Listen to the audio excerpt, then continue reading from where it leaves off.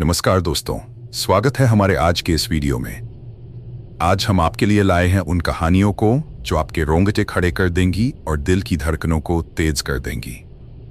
ऐसी रहस्यमय कहानियां जहां आपको हर पल डर और खौफ का एहसास होगा। आज की हमारी कहानी है ट्रक ड्राइवर और खौफनाक चुड़ैल।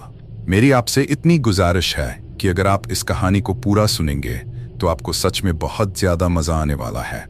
साथ ही अगर आप पहली बार हमारे चैनल पर आए हैं तो चैनल को अभी सब्सक्राइब कर लीजिए। ऐसा करने से हमारी और आपकी नज़दीकियां बढ़ जाएंगी और आगे आने वाली वीडियो आप तक आसानी से पहुंच जाएगी। और आप कहां से इस कहानी को सुन रहे हैं कमेंट में बताइए, ताकि हम अपनी आने वाली वीडियो में आपका नाम ले सकें। तो ज़्यादा समय न लेते हुए जल्दी से अपनी कहानी को शुरू करते हैं। रमेश का राजस्थान के एक छोटे से गांव रामपुरा में हुआ था। उसका परिवार साधारण था, लेकिन जीवन में छोटे छोटे सपने रखने वाला रमेश का सबसे बड़ा सपना यह था कि वह बड़ा होकर ट्रक ड्राइवर बने। शुरुआत में उसने अपने घर से ही ट्रक चलाकर परिवार का खर्च चलाया, लेकिन जल्द ही उसे समझ आ गया कि इस पेशे के लिए न सिर्फ मानसिक बल चाहिए बल्कि फिजिकल और इमोशनल हिम्मत भी जरूरी थी। वह बचपन में अपने पिताजी से सुनता था कि गांव में कई किस्से प्रचलित हैं जो डर के आधार पर होते हैं। एक दिन वह इन्हें सुनने के लिए उत्सुक हुआ। जब उसने सुना कि रात को किसी अनजान जगह पर ट्रक ड्राइवरों को बहुत सी डरावनी घटनाओं का सामना करना पड़ता है, तो उसने कभी इस पर ध्यान नहीं दिया, क्योंकि वह पहले ही जान चुका था कि डर मन का एक ही हिस्सा होता है। लेकिन ये बातें उसे अंदर तक विचलित कर देती थीं। कुछ बातें मन में बसी रह जाती हैं, जिनके बारे में इंसान सोचता ही रह जाता है। मैं हमेशा इन बातों से उभर जाता, उसने अपनी मां से कहा था। मां ने उसकी आंखों में देखकर कहा था, बेटा, ये वही समय होता है जब आत्मविश्वास से ज्यादा अपनी अकल का इस्तेमाल कर पाना जरूरी हो जाता है। रमेश की मां की ये बातें उसे हमेशा याद रहती और वह इसी तरह अपना जीवन जीने के लिए प्रेरित होता। मां का यह विश्वास उसे अभी उसके अंदर की ताकत दे रहा था। रमेश ने अपना ट्रक पहले सिर्फ सामान के छोटे छोटे बैग लेकर चलाना शुरू किया। धीरे धीरे अपने अनुभव और सफर के जरिए वह परिपक्व हो गया। उसकी पैकिंग, उसकी सड़क के बारे में ध्यान, गाड़ी को संभालने की क्षमता और लंबे सफर पर जाने की कला, सब में वह निपुण हो गया। उस दौरान उसे अपनी रूटीन भरोसा बढ़ता गया। वह इस काम का अभ्यस्त हो चुका था। बस सफर पर ध्यान देना चाहिए, उसने सोचा। सबसे अच्छा यही है कि किसी कारण से रुका न जाए, बस गाड़ी चलाते जाओ। इस बार का सफर काफी लंबा था। जयपुर से गुजरात के पोरबंदर तक का रास्ता करीब 400 किलोमीटर का था। वह आज खुद ही गाड़ी चलाकर जाने वाला था। सुबह 5 बजे वह घर से निकला था और इस बार पोरबंदर में बड़े और खतरनाक सामान को पहुंचाने की जिम्मेदारी थी। उसका ट्रक मेटल पाइप से भरा हुआ था और बड़ी मजबूती के साथ पूरा लोड किया गया था।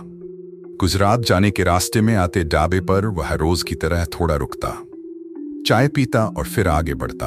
उस दिन भी वह रास्ते में रुका और ट्रक खड़ा किया, लेकिन वह क्या जानता था कि आज का दिन उसके लिए एक जीवन भर का अनुभव बन जाएगा।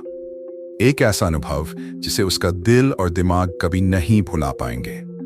रात का समय था जब रमेश राजस्थान से गुजरते हुए बनास नदी की ओर बढ़ रहा था। वह इलाका बहुत शांत था। यहाँ रात का वातावरण सर्द हो चुका था और चारों ओर के जंगल घने और भयावह हो गए थे। ट्रक का इंजन उससे ज्यादा ऊंची आवाज कर रहा था, मानो यह ध्वनि केवल सन्नाटे को चीरने के लिए थी। जैसे जैसे वह बनास नदी के करीब पहुंचा, उसी दौरान सड़क किनारे एक आकृति दिखाई दी, किसी महिला का आकार। काले रंग के लिबास में वह बुरी तरह से ढकी हुई थी। उसकी साड़ी सफेद थी, लेकिन चेहरा साफ दिखाई नहीं दे रहा था। रमेश की नजरें स्थिर हो गई।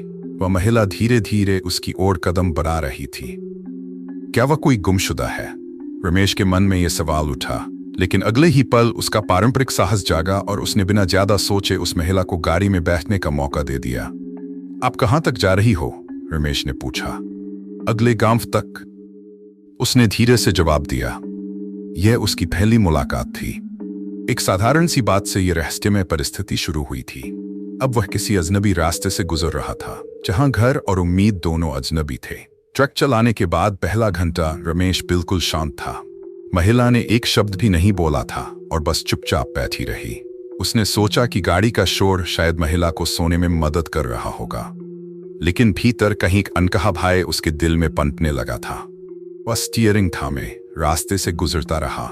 दूसरे घंटे के दौरान रमेश को अचानक ट्रक की गति धीमी होती महसूस हुई। अब वह महिला के बारे में और ज्यादा सोचने लगा था, लेकिन उसने डर को नजरअंदाज करते हुए गाड़ी चलाना जारी रखा। पर हर पल उसे यह महसूस होने लगा कि वह असहज हो रहा था। गाड़ी के आईने में उसे कहीं भी महिला का प्रतिबिंब नहीं दिख रहा था। क्या मैं थक गया हूं? रमेश ने मन में सोचा, लेकिन उत्तर की प्रतीक्षा में वह उलझ गया। पूरी रात का सन्नाटा अब उसके सिर में गोल गोल चक्कर मारने लगा था। क्या मैं सच में जा रहा हूं या ये कोई सपना है? ट्रक की रफ्तार धीमी होती गई और तभी पीछे खड़ी महिला हिचकिचाती हुई हंसने लगी। रमेश का डर और निराशा उसे घेरने लगे। अब महिला बिल्कुल चुप थी, वातावरण भारी हो गया था। और फिर महिला अचानक मुस्कुराई और अचानक वो महिला गायब हो जाती है। एक सामान्य ट्रक ड्राइविंग यात्रा अब एक खौफनाक अनुभव में बदल चुकी थी। उसने इंजन को स्टार्ट करने की फिर से कोशिश की, लेकिन ट्रक की कोई प्रतिक्रिया नहीं थी। बाहर का वातावरण सन्नाटे में डूबा हुआ था। बनास नदी के पास यह सुनसान इलाका किसी भूतिया जगह से कम नहीं लग रहा था। और वह महिला, उसकी मुस्कान, उसकी हंसी और फिर अचानक गायब हो जाना, सब कुछ अजीब था। यह मेरी आंखों का धोखा हो सकता है, मुझे शांत रहना होगा, रमेश ने मन ही मन सोचा। मगर फिर भी डर उसके अंदर गहरे उतरने लगा। वह घबराहट से लगभग कांपने लगा। फिर उसने फिर से ट्रक के नीचे जाकर इंजन चेक किया। सब कुछ सामान्य था। बाहर ठंडी हवाएं चल रही थी, लेकिन यह शांति अब एक गहरी बेचैनी में बदल चुकी थी। उसका मन कह रहा था कि कुछ तो गड़बड़ है, पर उसका हौसला अब भी उसे डटे रहने के लिए कह रहा था। अचानक महिला फिर से ट्रक के बोनट पर दिखाई दी। अब उसका चेहरा पूरी तरह साफ दिखने लगा था। रमेश सिहर उठा। जलती हुई आंखें, अस्तित्वहीन चेहरा जो केवल डर को फैलाने के लिए ही बना हो। महिला ने धीमे स्वर में कहा, अब तुम नहीं बच सकते। रमेश के रोंगटे खड़े हो गए थे। रमेश ने जोर से हनुमान चालीसा का पाठ शुरू कर दिया। तुम अब भी मुझे रोकने की कोशिश कर रहे हो? महिला ने ताने भरे स्वर में कहा। उसके शब्दों ने पूरी रात की खामोशी को चीर डाला। अब उसने ट्रक के शीशे को खरोंचना शुरू किया, मानो वह उसे यकीन दिलाना चाहती थी कि वह असहाय है। रमेश का डर अब चरम पर था, लेकिन उसका साहस भी। उसने गहरी सांस ली और खुद को शांत करने की कोशिश की। डरूंगा तो मैं जाऊंगा कहां, मेरा भगवान साथ है। उसने हवाओं का शोर और भी तेज हो गया था, लेकिन रमेश ने फिर से ट्रक स्टार्ट करने की कोशिश की और अचानक ट्रक स्टार्ट हो गया। उसे यह अपने आत्मविश्वास की जीत जैसा महसूस हुआ। पर महिला गायब हो चुकी थी। रमेश ने तेजी से ट्रक दौड़ा दिया। अब कहीं कोई आवाज नहीं थी। उसका दिल तेजी से धड़क रहा था, लेकिन अब उसे असुरक्षा महसूस नहीं हो रही थी। जैसे ही उसने कुछ और किलोमीटर का सफर तय किया, वह थोड़ा सुरक्षित महसूस करने लगा। क्या यह सच में हुआ था या यह कोई अजनबी हकीकत थी? यकीन करना मुश्किल था, पर सच यही था कि वह जिंदा था और उस भयावह रास्ते को पार कर चुका था। रमेश ने रास्ते के एक ढाबे पर ट्रक रोका।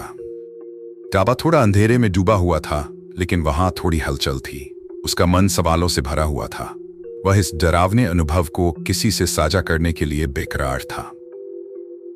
वह ढाबे के मालिक से मिला। एक बुजुर्ग आदमी वहां बैठा था। उसके चेहरे पर अनुभव की गहरी झलक थी, मानो वह सालों से इस इलाके में रह रहा हो। क्या किसी और ने ऐसी घटनाएं देखी हैं? रमेश ने घबराए स्वर में पूछा। बुजुर्ग ने धीरे से सिर हिलाया। उसने कहा। उसने रमेश से कहा, यहां बनास नदी के पास कई ड्राइवरों ने कुछ अजीब घटनाओं का सामना किया है। यह कोई और नहीं बल्कि वही बनास चुड़ैल है। उसका मुंह खुला रह गया। क्या?